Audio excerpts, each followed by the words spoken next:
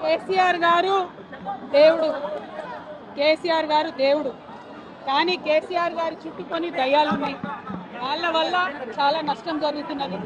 పార్టీలో ఉండేటటువంటి నాకు, నేను కేసీఆర్ గారి కూతుర్ని, అంతరంగికంగా నేను రాసినటువంటి లేఖనే బయటికి వచ్చిందంటే మరి ఇతర సామాన్యుల సంగతి, ఇతరుల పరిస్థితి ఏంటి పార్టీలో అనేది ఇవాళ చర్చ జరగాల్సినటువంటి అవసరం ఉన్నది.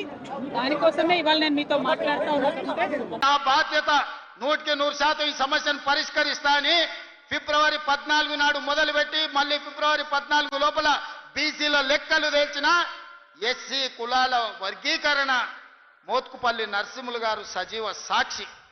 వారు ఎవరిని అంత ఆశామాషికి ఒప్పుకోరు, ఎవరిని అభినందించారు. నరసింహులు గారి సంగతి మీకు నాకంటే ఎక్కువ తెలుసు, మీరు ఆలేరోళ్ళు.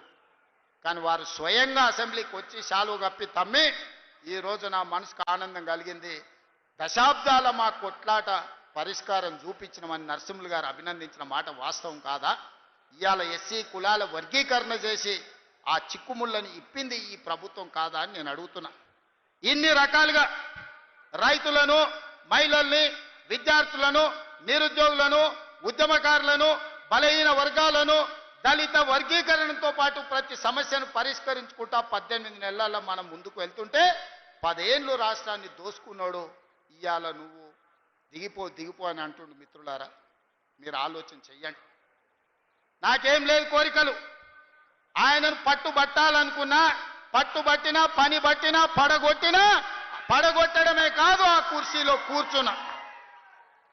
జీవితంలో నా లక్ష్యాన్ని నేను నెరవేర్చుకున్నా. ఇక మీ లక్ష్యాన్ని నెరవేర్చడానికి మీ సోదరుడిగా కష్టపడాలని నేను అనుకుంటున్నా.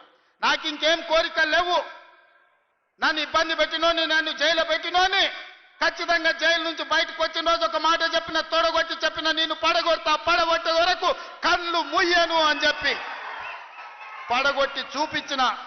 ఇవాళ మీ అందరికీ నా విజ్ఞప్తి ఒక్కటే, 10 ఏళ్ళు ఆశీర్వదించండి.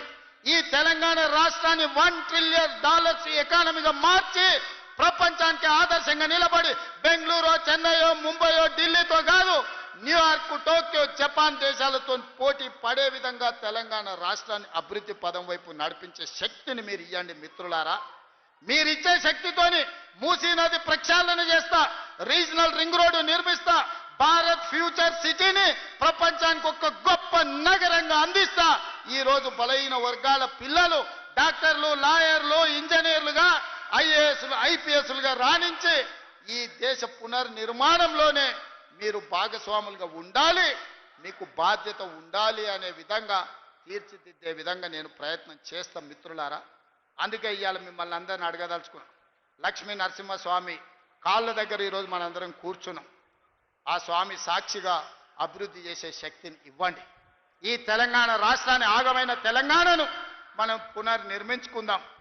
ఇవాళ ఒక్క నోటీస్ ఇస్తేనే ఆయన ఆగమాగం అవుతున్నాడు. నెలల కొద్ది జైళ్ళల్లో గడిపిన మేమేమనుకోవాలి? నువ్వు దేవుడువా? నువ్వు మనిషివే కదా. ఆనాడు ప్రధానమంత్రిగా పనిచేసిన పివి నరసింహారావు ఒక సెషన్స్ మేజిస్ట్రేట్ ముందర పోయి చేతులు కట్టుకొని నిలబడ్డాడు కోర్టు నోటీస్ ఇస్తే. మీకెందుకయ్యా అంత బలుపు? మీరు చేసిన తప్పులకి ఇవాళ కమిషన్ నోటీస్ ఇచ్చింది. జవాబు చెప్పాల్సింది పోయి ఎదురుదాడి మా మీద చేస్తున్నారు. నువ్వు మా మీద దాడి చేసుడు కాదు, ఇది కాళేశ్వరం కమిషనా, కాంగ్రెస్ కమిషనా అడుగుడు కాదు. నీ పార్టీలో ఉన్న దయ్యాల గురించి నీ బిడ్డనే చెప్పింది కదా.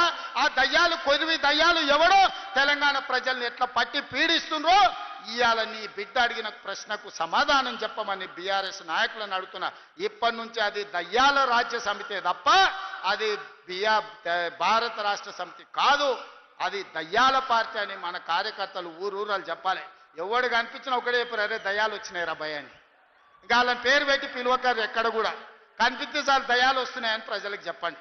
ఎందుకంటే దయ్యాలతో ఉన్న ప్రమాదం తెలంగాణ ప్రజలకు తెలవాల్సిన అవసరం ఉన్నది.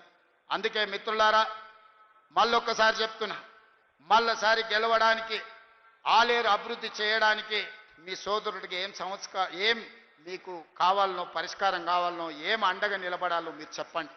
అన్ని పనులు చేసి పెట్టే బాధ్యత నాది. ఎందుకంటే ఆలేరులో ప్రజలు మంచోళ్ళు, కొంచెం నాయకులు అక్కడిక్కడ ఉన్నా మీ అభివృద్ధి చేసే బాధ్యత నాది. అమాయకుడైన బీర్ల ఐలయ్య ఈరోజు మీకు నాయకుడు ఉన్నాడు. ఆయన అడగలే పదవి, విప్పు పదవి నేను ఇచ్చిన పిలిచి. ఎందుకంటే బలహీన వర్గాల నుంచి నా వెనకాల కూర్చుంటే ఒక బీర్ల ఐలయ్య ఉండాలి, ఒక ఆది శ్రీనివాస్ ఉండాలి, ఒక అట్లూరి లక్ష్మణ్ ఉండాలి, ఒక రామచంద్ర నాయక్ ఉండాలి.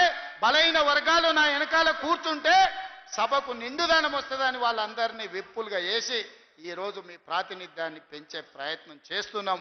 రాహుల్ గాంధీ గారి లక్ష్యం నెరవేర్చడమే నా బాధ్యత అని తెలియజేస్తూ, ఇంతసేపైనా ఓపిక ఉన్న మా సోదరులందరికీ నిండు మనసుతో ఆశీర్వదించడానికి ఇక్కడికి విచ్చేసిన ఆలేరు ప్రజలందరికీ కూడా మనస్ఫూర్తిగా అభినందనలు తెలియజేస్తున్నా. మీరందరూ అండగా నిలబడతారా? తెలంగాణ రాష్ట్రాన్ని పునర్నిర్మించుకుందామా? మీరందరు సిద్ధమేనా? మీరందరూ అండగా ఉంటారు కదా? అండగా ఉంటా అన్న వాళ్ళందరూ చేయి పైకెత్తండి. మా అక్కలు కూడా, అక్క కోటీశ్వరులను వచ్చేసారి 1 కోటి ఓట్లు రావాలంటే మా ఆడబిడ్డలే కోటీశ్వరులు అయ్యి నాకు అండగా నిలబడాలి. మీరందరూ ఆశీర్వదించడానికి చేయి పైకెత్తండి అని చెప్పి మా అక్కలందరికీ విజ్ఞప్తి చేస్తున్నా. జై కాంగ్రెస్.